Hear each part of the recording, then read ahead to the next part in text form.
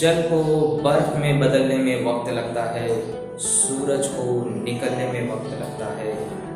जल को बर्फ में बदलने के लिए वक्त लगता है, सूरज को निकलने में वक्त लगता है। अपनी किस्मत को तो कोई बदल नहीं सकता, लेकिन अपने हौसलों से किस्मत बदलने में थोड़ा तो वक्त लगता है। इसलिए आप कोशिश करते रहिए, आप अपने हौसलों से क्या कर सकते हैं, अपनी किस्मत बदल सकते हैं। तो welcome to mathematics easy way, मैं पवन सर आप सभी का स्वागत करता हूं। आज हम लोग क्लास 9 का चैप्टर नंबर 3 को आगे कंटिन्यू करेंगे। ये हमारा आगे का लास्ट एक्सरसाइज है। इसके बाद हमारा चैप्टर नंबर 3 क्या हो जाएगा, कंप्लीट हो जाएगा। जैसे आप जानते हैं चैप्टर काफी दिनों से चल रहा है, क्योंकि ये थोड़ा सा बड़ा था। और ये लास्ट एक्सरसाइज यानी कि लास्ट टॉपिक पे हम लोग आ चुके हैं, जिसका नाम है समरूप त्रिभुज। यानी कि हमने इसमें त्रिभुजों की बहुत सारी विशेषताएं पढ़ी जो हमें पता ही नहीं थी। इस तरह से त्रिभुजों की और भी विशेषताएं हम लोग क्या करेंगे, आगे के क्लासों में जाके पढ़ेंगे। यानी कि त्रिभुज एक ही आकृति की कितनी सारी विशेषताएं होती हैं, इसका हमने अध्ययन किया। उसमें से एक टॉपिक और बचा है जो इस पार्ट में हमें पढ़ना है, जिसका नाम है समरूप त्रिभुज। ओके, तो आगे बढ़ने से पहले मैं यही कहूंगा, जिन्होंने अभी तक मेरे चैनल को सब्सक्राइब नहीं किया है या अभी जो इस चैनल से जुड़ रहे हैं, तो कृपया करके लाल रंग का जो सब्सक्राइब लिखा है उस पर क्लिक करिए। घंटी की बटन आएगी, घंटी की बटन में ऑल को प्रेस कर दीजिए, और जिससे आपको पूरा नोटिफिकेशन क्या होता रहेगा, मिलता रहेगा। और वीडियो अच्छा लग रहा हो तो लाइक करिए और दोस्तों के पास शेयर कर सकते हैं। ओके, चलिए स्टार्ट करते हैं। सबसे पहले हम लोग समझते हैं कि समरूप त्रिभुज। समरूप त्रिभुज को बाद में समझते हैं, पहले समझ लेते हैं समरूप। समरूप मतलब जिसका रूप हो समान, यानी कि जो आकृतियां एक जैसी दिखने में लग रही हैं, तो उन्हें कहा जाएगा समरूप आकृति। भले ही उनका आकार छोटा बड़ा हो चलेगा, क्योंकि अगर एकदम बराबर होंगी, रूप भी समान रहेगा, तो उसे कहा जाता है सर्वांगसम। तो सर्वांगसम और समरूप में यही फर्क है। समरूप में उसका रूप समान हो सकता है, लेकिन आकार भिन्न भिन्न हो सकता है, आकार छोटा बड़ा हो सकता है। तो ऐसी आकृति को कहा जाएगा समरूप। लेकिन सर्वांगसम मतलब होता है सर्व अंग हो जिसके समान, यानी कि रूप तो समान ही है, लेकिन उसके हर अंग भी क्या है, समान है। तो ऐसी आकृति को कहा जाता है सर्वांगसम। तो सर्वांगसम और समरूप में समझे अंतर? समरूप मतलब सिर्फ रूप समान हो सकता है, लेकिन उसका आकार अलग अलग हो सकता है, छोटा बड़ा हो सकता है, परंतु वे आकृति क्या कहलाएंगी, समरूप आकृति कहलाएंगी। लेकिन जिसका रूप भी समान हो और उसके अंग भी समान हो, यानी कि उसका आकार भी समान हो, सब कुछ समान हो, तो ऐसी आकृति को कहा जाता है सर्वांगसम। तो यहाँ पे हमें किसके बारे में पढ़ना है, समरूप आकृति के बारे में। तो समरूप आकृति किसे कहेंगे, जैसे आपको देखो यहाँ पे मैंने 2 वृत्त बनाया है। एक वृत्त आकार में छोटा दिख रहा है, एक वृत्त क्या हुआ, बड़ा दिख रहा है। तो इस आकृति को क्या कहा जाएगा, समरूप। क्यों? क्योंकि इसके रूप एक जैसे हैं, सिर्फ आकार क्या है, भिन्न है। यहाँ 2 त्रिभुज बनाया है, जिसका रूप दिख रहा है आपको एक जैसा है, लेकिन एक छोटा दिख रहा है, ये क्या है, बड़ा दिख रहा है। तो इसका मतलब ये क्या हुआ, समरूप हुआ। और ये देखो एक वर्ग बनाया है, 2 वर्ग बनाए, एक छोटा है एक बड़ा है, रूप समान दिख रहा है, यानी कि आकृति क्या हुई, समरूप आकृति। ऐसे सेम यहाँ पे भी छोटे बड़े हैं, तो यानी कि यह आकृतियों का सिर्फ रूप क्या है, समान है, आकार क्या है, अलग अलग है। तो ऐसी आकृतियों को क्या कहा जाता है, समरूप आकृतियां। ओके, लेकिन हमें इस टॉपिक में क्या समझना है, हमें इस चैप्टर में क्या समझना है, समरूप त्रिभुज के बारे में। हमें किसके बारे में पढ़ना है, सिर्फ समरूप त्रिभुज के बारे में। तो दो त्रिभुज कब समरूप होते हैं, इसके बारे में अध्ययन करना है। तो याद रखिए कि शीर्ष बिंदुओं की दी गई एककी संगति के आधार पर, जैसे यहाँ पर मैंने 2 त्रिभुजों का नाम लिखा है, तो इनके शीर्ष बिंदु को एक संगति में लिखा है। ओके, तो शीर्ष बिंदुओं की दी गई एककी संगति के आधार पर अगर इस त्रिभुज के संगत कोण के क्या हो, सर्वांगसम हो, यानी कि कोण ए का जितना माप हो और उतना ही माप अगर कोण P का है, जितना माप कोण B का है उतना ही माप कोण Q का है, और जितना माप कोण C का है और उतना ही कोण का माप r का है तो ऐसी आकृति को क्या कहा जाएगा? समरूप त्रिभुज कहा जाएगा। ऐसे त्रिभुज को क्या कहा जाएगा? समरूप त्रिभुज। या तो उसके संगत कोण सर्वांगसम हो या तो उसकी संगत भुजाओं का अनुपात समान हो।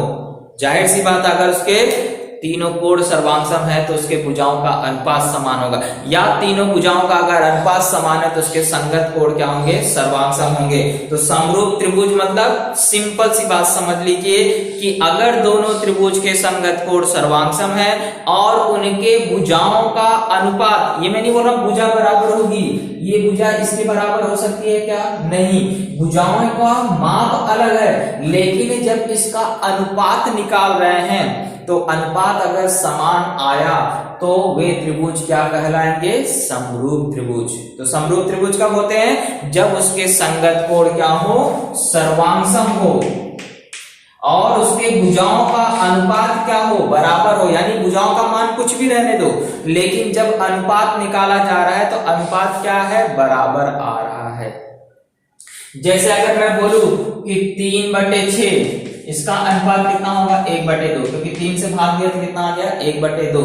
4/8, 4 एकम 4, 4 दूनी 8, अनुपात कितना है? 1/2। मान कुछ भी है लेकिन अनुपात क्या आ रहा है? बराबर। ऐसे आपको 5/10, अनुपात कितना आ रहा है? 1/2।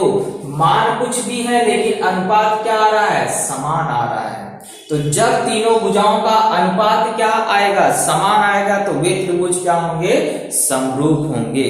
तो याद रखिए, दो त्रिभुज कब समरूप होते हैं? या तो उसके संगत कोण सर्वांगसम हो या तो उनके भुजाओं का अनुपात समान हो, तो वे दोनों त्रिभुज क्या होंगे? समरूप होंगे। और अगर दो त्रिभुज समरूप, देखो समरूप का चिन्ह ये है, ये इसको ध्यान रखिए, समरूप का चिन्ह ऐसा होता है। सर्वांगसम में क्या फर्क है? सर्वांगसम में नीचे बराबर भी रहता है, फिर ऊपर ऐसा रहता है। ये सर्वांगसम का चिन्ह है और ये क्या है? आपको समरूप का चिन्ह है। समरूप में नीचे बराबर नहीं खींचते। और दूसरी बात याद रखिए, अगर दो त्रिभुज समरूप दिया गया है तो याद रखिए उसका संगत कोण आपस में सर्वांगसम हो जाएगा। कोण ए सर्वांगसम होगा कोण पी के, कोण बी सर्वांगसम होगा कोण क्यू के, और कोण सी सर्वांगसम होगा कोण आर के। और भुजाओं का अनुपात कैसे लिखते हैं? ये बहुत सिंपल है। यहां से दो नाम लिया ए बी, तो यहां से भी दो नाम लोगे, किसको? पी क्यू, तो ए बी बटे पी क्यू। फिर इसके बाद क्या? B C, second and third ले रहे हो तो यहां से भी क्या आएगा? क्यू आर, तो बी सी बटे क्यू आर। फिर क्या बच गया? पहला और तीसरा, तो यहां से अगर ए सी लिया तो यहां से क्या नाम लोगे? P R. इस तरह से भुजाओं का अनुपात लिखा जाता है। ये कई बार खाली जगह में पूछा जाता है, कई कई जगह पे छोड़ दिया जाता है और आपको लिखना रहता है उसकी जगह पे नाम। तो एकदम मेरे ख्याल से कॉन्सेप्ट एकदम क्लियर हो गया होगा। समरूप के भी सिद्ध करने के, समरूप त्रिभुजों को भी की कसौटियां होती हैं 3, लेकिन वो आपको इस सिलेबस में नहीं है, आगे 10th क्लास में, इसलिए हम लोग यहाँ कसौटियां नहीं पढ़ रहे हैं। ओके, तो अब हम लोग स्टार्ट करते हैं एक्सरसाइज 3.5 और सवालों को क्या करते हैं? 3 सवाल है, फिनिश करते हैं और हमारा चैप्टर नंबर 3 कंप्लीट हो जाएगा। इसे नोट करें। हम लोग एक्सरसाइज स्टार्ट करते हैं 3.5। 3.5 में 3 सवाल है, 2 सवाल अभी करते हैं। एक सवाल बहुत ही आपको मनचाहा सवाल है, उसको अपने हिसाब से कैसे भी कर सकते हैं, उसको भी मैं करा दूंगा। चलिए, पहले इसमें आपको पहले क्वेश्चन में क्या बोला है? एक्स वाई जेड समरूप है त्रिभुज LMN, यानी ये दोनों त्रिभुज समरूप है और आपको इसके सर्वांगसम संगत कोणों के नाम लिखने के लिए बोल रहा है और संगत भुजाओं का अनुपात लिखना है। जैसा भी मैंने ABC और PQR का लिखा था। ये बहुत ही सिंपल है, इसको आसानी से क्या कर सकते हैं? हर बच्चा कर सकता है और नंबर पा सकता है। हमें सिर्फ सर्वांगसम संगत कोण और संगत भुजाओं का अनुपात लिखना है। तो देखिए, पहले हेडिंग डाल देते हैं सर्वांगसम संगत कोण।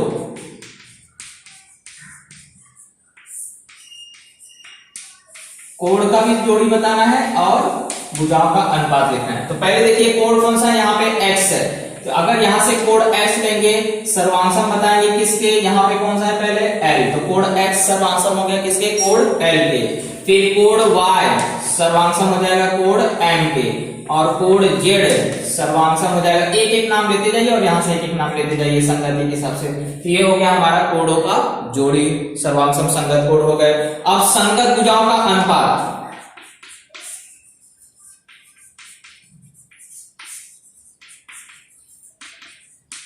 अनुपात भी सिखाया गया कैसे लिखते हैं। भुजाएं मतलब दो अक्षर आएंगे, हर एक में दो अक्षर आएंगे। तो जैसे यहां से क्या नाम लोगे, एक्स वाई, तो यहाँ क्या लिख दोगे एक्स वाई, भुजा एक्स वाई। तो यहां से क्या नाम लोगे एल एम, अनुपात मतलब क्या करना उसको बटे में लिख देना और बराबर लिख देना, क्योंकि अनुपात क्या होते हैं बराबर। तो वाई जेड, यहां से क्या लिया वाई जेड, तो यहां से क्या लोगे एम एन बराबर, अब क्या बचा एक्स जेड, तो यहां से क्या आ जाएगा एल एन। तो इस तरह से तीनों भुजाओं का अनुपात आ गया। क्वेश्चन नंबर फर्स्ट का आंसर हमारा कंप्लीट। अब क्वेश्चन नंबर सेकंड में आते हैं। क्वेश्चन नंबर सेकंड में भी समरूप दिया गया है और कुछ भुजाओं का, एक त्रिभुज की सभी भुजाएं दी गई है, दूसरे त्रिभुज की सिर्फ एक भुजा दी है और बाकी भुजा ज्ञात करना है। एकदम सिंपल सा है। ऐसे ही भुजाओं का अनुपात लिखिए, मान रखिए और तीनों गुणा करके हल करके बाकी भुजाओं का अनुपात लिख लीजिए। चलिए स्टार्ट करते हैं। सबसे पहले क्या करेंगे, समरूप त्रिभुज की संगत भुजाओं का अनुपात लिखेंगे।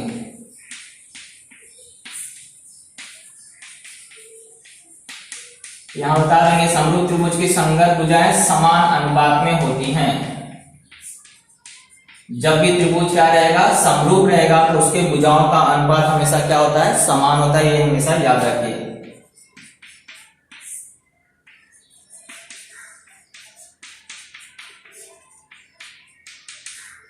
ओके, ये हमने कारण बता दिया। अब भुजाओं का अनुपात लिखेंगे। तो यहां से क्या लिखा एक्स वाई, तो यहां से क्या लेंगे पी क्यू बराबर, यहां से क्या लेंगे वाई जेड, तो यहां से क्या लेंगे क्यू आर, यहां से क्या लेंगे एक्स जेड, यहां से क्या लेंगे पी आर।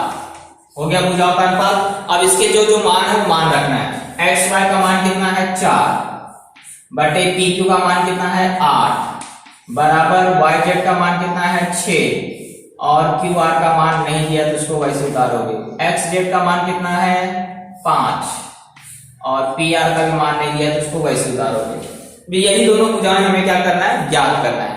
तो बारी बारी से कैसे करेंगे, एक जो अनुपात पूरा दिया है और एक जिसमें मान ज्ञात करना है, ऐसे दो अनुपात लेंगे और उनका तिर्यक गुणा करेंगे। तो पहले हम लोग क्या करते हैं इन दोनों को लेते हैं। तो 4 बटे 8 बराबर 6 बटे क्यू आर, तिर्यक गुणा आता होगा, 4 का गुणा किसमें होगा क्यू आर में, तिरछा गुणा जिसको बोलते हैं। अब बीच में कौन सा चिन्ह है बराबर, बराबर लगा दिया। 8 का गुणा किसमें होगा 6 में। अब क्यू आर का मान ज्ञात करना, तो 4 यहां गुणे से कहां जाएगा यहाँ पर जाएगा, तो क्या होगा गुणे का उल्टा भाग हो जाएगा। तो क्यू आर बराबर 8 गुणे 6 बटे में 4। तो 4 से 8 में भाग जा रहा है ना, 4 एकम 4, 4 दूनी 8। तो क्यू आर बराबर 2 छंग कितना हो गया 12 सेंटीमीटर। एक भुजा हमारी आ चुकी है, क्यू आर हमारा ज्ञात हो चुका। अब सेम फिर से इसको और इसको लो और पी आर का मान ज्ञात करो। तो पहले क्या लेंगे 4 बटे 8 लिख लिया, अब बराबर क्या लगाएंगे 5 बटे में पी आर। इस तरह के सवाल आपको 10वीं में भी है, अगर अभी आपने सीख लिया तो 10वीं में यूं कर लेंगे। ओके, चलिए मान रखते हैं 4 का गुणा क्या करेंगे पी आर में, पी आर बोला हाँ और कुछ मत समझना पी आर। तो 4 गुणे पी आर और 8 गुणे 5। अब 4 फिर से क्या होगा गुणे में, यहां से क्या जाएगा भाग में, तो 8 गुणे 5 बटे में 4। फिर से देखो 4 से 8 में भाग जा रहा था, 4 एकम 4, 4 दूनी 8। तो पी आर बराबर क्या 2 गुणे 5, 2 पंचे कितना हो गया 10 सेंटीमीटर। और ओके, तो इस तरह से हमारी क्या हो गई दोनों भुजाएं ज्ञात हो चुकी हैं। हमने क्यू आर भी ज्ञात कर लिया, पी आर भी ज्ञात कर लिया और फाइनल आंसर में यही लिख देंगे कि हमारी क्यू आर भुजा का मान आया है 12 सेंटीमीटर और पी आर का मान आया है 10 सेंटीमीटर। तो question number first and second complete हो गया। थर्ड को भी मैं यूं उड़ा देता हूं और आपका चैप्टर नंबर थर्ड क्या हो जाएगा कंप्लीट। तो क्वेश्चन नंबर थर्ड में क्या बोला है कि दो त्रिभुज बनाइए जो कैसे दिखते हो समरूप दिखते हो, मतलब दोनों त्रिभुज क्या होने चाहिए समरूप होने चाहिए। समरूप होने के बाद उन त्रिभुजों का नाम देना है, नाम तो हम लोग आसानी से त्रिभुज का लिख सकते हैं। इसके बाद उसमें क्या करना है कौन सा कोण किसके बराबर है, किसके सर्वांशम है, उसको एक चिन्ह द्वारा दर्शाइए। यानी कि ऐसा चिन्ह देख के पता चल जाना चाहिए कि ये वाला कोण इसके सर्वांग सम है। ऐसा समान चिन्ह दोनों आकृतियों में बनाना है। इसके बाद आपको उन भुजाओं के क्या करना, मान लिखना है। मान ऐसा लिखना है कि अगर उसका अनुपात निकाला जाए ना तो वो कैसे दिखने चाहिए, समान दिखने चाहिए। ओके, तो हम क्या करेंगे, दो कच्ची आकृति बोला, फेर आकृति नहीं, सिर्फ आप क्या करेंगे, स्केल का उपयोग करेंगे। इतना आप, क्योंकि आकृति एकदम कच्ची बोला तो एकदम भंगार नहीं बना देने का, तो आप क्या करोगे, एक स्केल से एक छोटा आकृति बना लीजिए और एक बड़ा आकृति, सिर्फ आकृति बनाना है।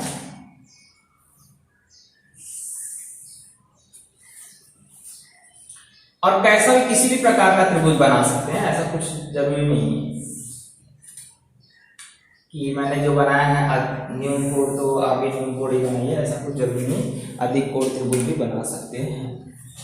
तो मैंने क्या किया, इस तरह से दो त्रिभुज बना लिया है। इसका नाम तो मैं जान सकते हो, लिख ही सकता हूं। एक का नाम ABC रख देते हैं और दूसरे त्रिभुज का नाम रख देते हैं PQR। एक काम हो गया, हमने आकृति बना लिया, नाम भी लिख लिया। अब हमें क्या करना है, कौन सा कोण किसके बराबर दिख रहा है उसको एक चिन्ह द्वारा, समान चिन्ह द्वारा दिखाएंगे। तो हम क्या कर देते हैं, यहाँ पे देखो एक लाइन ऐसा मैंने खींचा, तो मैं बता रहा हूँ कोण A सर्वांग सम है P के, तो सेम ऐसे चिन्ह कहां बना दूंगा, P पे। अब इसके बाद मैं B पे क्या कर रहा हूँ, यहाँ पे ऐसा छोटा सा गोला बना दे रहा हूँ, तो ऐसे ही सेम गोला कहां बनाऊंगा, Q पे, क्योंकि मेरा कोण B किसके सर्वांग सम दिख रहा है, कोण Q के। और कोण C के इधर मैं क्रॉस चिन्ह बना दे रहा हूं, तो ऐसा सेम चिन्ह यहाँ पे बना देता हूं। अब इस कोई भी देखिएगा तो पता चल जाएगा, हाँ ये वाला चिन्ह इसके बराबर है, यानी कोण A बराबर है कोण P के। ये चिन्ह सेम ऐसा यहाँ पे है, यानी कि कोण B सर्वांग सम हो गया कोण Q के, और कोण C सर्वांग सम कोण R के। तीसरा काम भी हो गया। अब हमें क्या करना है, भुजाओं के मान लिखने हैं, और ऐसा मान लिखना है कि उसका अनुपात लिखूं तो बराबर आए। तो मैंने देखो यहाँ पे बताया है AB किसके बराबर दिख रहा है, P, मतलब इसका अनुपात किसके साथ जोड़ रहा है, AB का PQ के साथ। यहाँ चाहे तो आप मैचिंग देख सकते हैं, त्रिभुज ABC समरूप है त्रिभुज PQR। इस हिसाब से भुजाओं का अनुपात AB का मैचिंग कौन होगा, PQ। तो आपको भुजाओं का मान लिखते समय सिर्फ इतना ध्यान रखना है, जो बड़ी आकृति दिख रही है ना, या तो वो उसकी 2 गुनी हो या तो 3 गुनी हो, ऐसा मान कोई भी रख सकते हो, क्योंकि अपने पास यहाँ चॉइस दिया है। तो हम क्या करते हैं, यहाँ दुगना रखते हैं और यहाँ उसका हाफ रखते हैं। मान लीजिए यहाँ पर मैं रखता हूँ 4, तो यहाँ क्या लिख दूंगा 2, क्योंकि ये छोटा है, और इसका हाफ लिख दूंगा। यहाँ पे मैं लिख देता हूँ 6, तो यहाँ क्या लिख दूंगा, उसका हाफ। हाफ कितना, मतलब 3। तो अनुपात हमेशा क्या रहेगा, बराबर बना रहेगा। यहाँ लिख देता हूं मैं आपको 8, तो यहाँ क्या लिख दूंगा 4, हो गया। अब ये इनका भुजाओं का अनुपात अगर निकाला जाएगा तो समान आएगा। इस तरह से हमारा क्वेश्चन नंबर 3 भी क्या हो गया, कंप्लीट हो चुका है। तो एक्सरसाइज 3.5 भी कंप्लीट हो गया, चैप्टर नंबर 3 भी कंप्लीट हो गया। सिर्फ बचा क्या है, प्रकीर्णन प्रसंग 3, उससे हम लोग आखिरी में करेंगे जब चैप्टर नंबर 4 भी कंप्लीट हो जाएगा तब। ओके, इसे नोट डाउन।